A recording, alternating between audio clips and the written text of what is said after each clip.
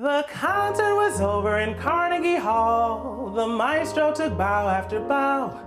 He said, "My dear friends, I have given my all. I'm sorry, it's all over now."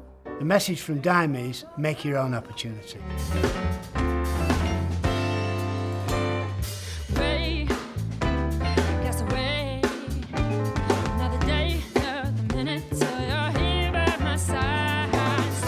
Any one of these artists that you're going to meet today, if someone puts $1 million behind them, they will sell as many records as Alan Stone, as Alicia Cara, as Alicia, as any of them, because they're amazing. Oh, baby,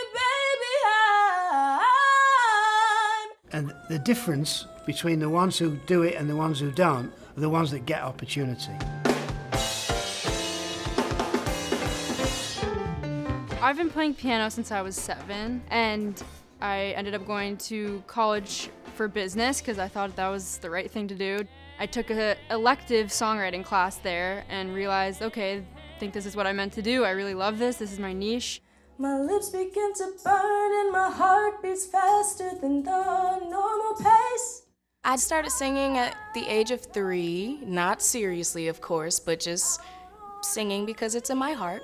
Music just really stuck with me, and that was before I even knew that I could make it a career. That was before I knew that this could be a real thing. Oh, Mr. Paganini, please play my Rhapsody. Well, I always say that I've been singing since before I could talk. I actually wanted to try to pursue it and really feel like it was what I was meant to do. There's nothing else I'd rather be doing than playing music. I've been playing for 24 years now. I was just playing in cover bands over the years and jam bands with friends, having a good time, and then stumbled upon Dime, and it's just forwarded my experience and talent even further.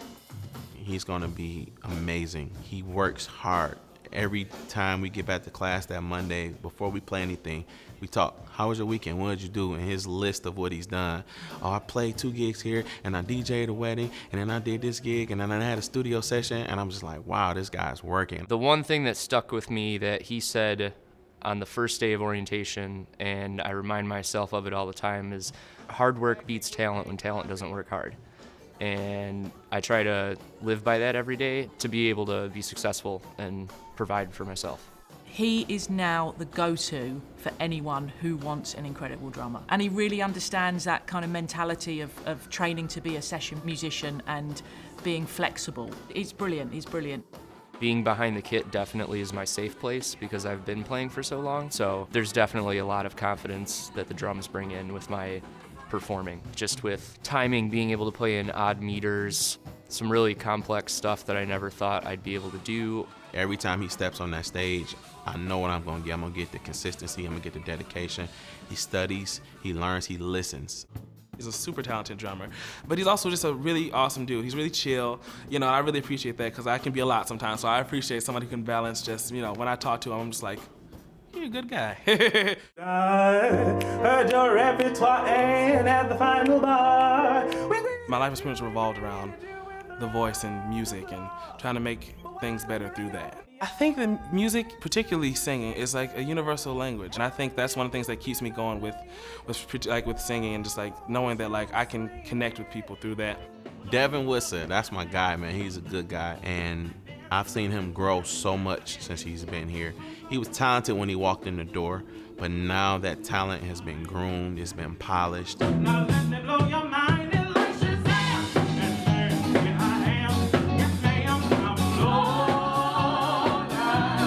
When I'm on stage, honestly, nothing can touch me. I feel nothing except for love and passion and sometimes hurt, but that's where I can cry if I want to. That's where I can be angry about something if I want to. In everyday life, I don't necessarily get to do it all the time. I think with Devin, the main thing was just kind of building up his confidence. So kind of getting him to figure out what his niche was and how can he stand out and make a name for himself. I have to be willing to be vulnerable myself, and that's something I'm still learning. A mournful cry. Much better. Did that feel better? Yes.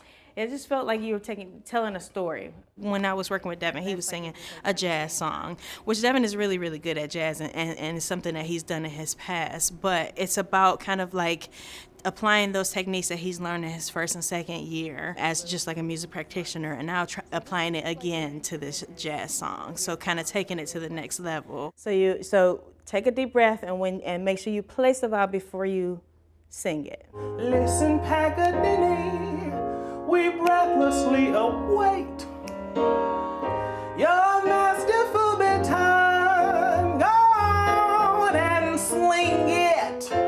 The song is Mr. Paganini, you have to swing it. It's most notably done by Ella Fitzgerald, who is one of my biggest vocal inspirations.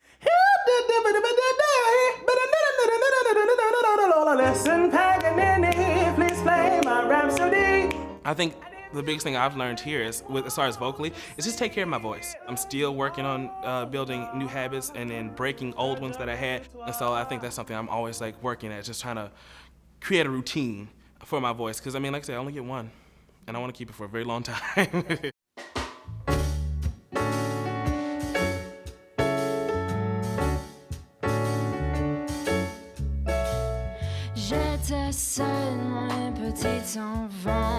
Julia Sharon, she's not playing. She's serious.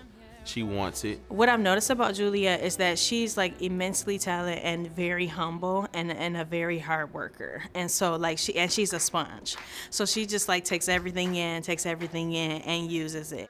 You can tell the students that are a little more focused, a little more mature than the others, a little more aggressive towards accomplishing that goal, and that's definitely Julia. She sounds like Celine Dion when she sings to me. I'm like, sing.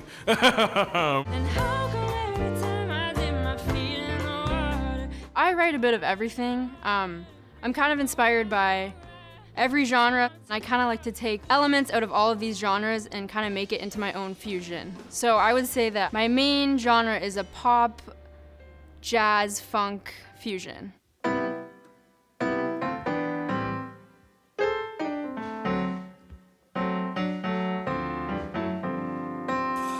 Every Monday, Wednesday, and Friday, we practice at 1 p.m. and we go through my original songs. The funky, groovy one was called Wait for Your Love. And the second one was the one that I wrote in French. That one's kind of just about, growing up and staying true to who you are. I love lyrics and I'm all about lyrics, but I really love the musicality of songwriting and really just the arrangement of the chords and everything. That's my passion. We have a show here called Live and Lyrical, and it is tailored mainly for songwriters. We invited Paul Reiser down, and he picked out Julia within a second and said, I love that girl and I want to work with her. Paul Reiser is one of the unsung heroes of Detroit. He's the in-house arranger at Motown. So when he makes a call on Julia, it's the real thing. Suspended animation, I'm lost inside of you. Jamelia Minter, she's an incredible vocalist. She has really embraced the curriculum and looked to sing, understood singing as many different styles as possible is going to make her more employable in the music industry. And we had an opportunity to invite Alicia Cara to Dime last year, and Jamelia actually sang for her and then invited her on stage and they did a little duet together. Alessia Cara, she won a Grammy for the Best New Artist. I did one song, and then after I invited her up to come along, and she was like, well, only if you perform it with me. And I was like, well, hey, I mean, you don't have to tell me twice. So that was an amazing opportunity. How did it ever come to this? I should've never come to this. So holler at me, I'll be in the car when you're done. I'm standoffish. Jamila's one of those students who is still kind of realizing her potential and realizing how good she is. Yeah, she came in like that. And so for her, it's just kind of like making sure that she still pushes herself and doesn't get complacent, but at the same time also realizes how far she's come and like how good she actually is. It's here, it's at the peak. And then when you finish your phrase, it should be tapering off. And then you're getting ready for the next phrase. Okay. Okay? So just think of like this nice little journey, like a trajectory. In class, I was working on Out on a Limb by Tina Marie, and Tina Marie is quite the artist. So her songs, you know, she's iconic. And so we were just working on my approach and my character and be authentic to her, but also be authentic to myself. I honor her because she's great and she's a hustler.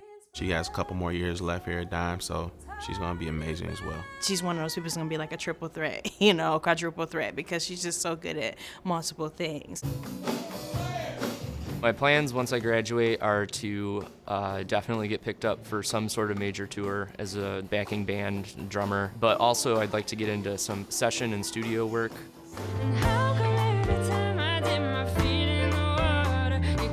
It feels like a superpower when I have these beautiful chords together, and it makes me feel a certain way, and so that's why I want other people to hear it, because I want them to feel that too. I want to do these things, but I want to make sure that my voice is heard in a light that people know that I love them. I never blink back at fireflies would do. Ooh, you've got me spinning around. My ultimate goal is to be a creative director, be able to share art and express whatever messages I'm trying to get out, or even what other people are trying to get out. I'm just like a firm believer in like there is a place for you, and that's like my #1 message. I just want people to feel like they can be themselves.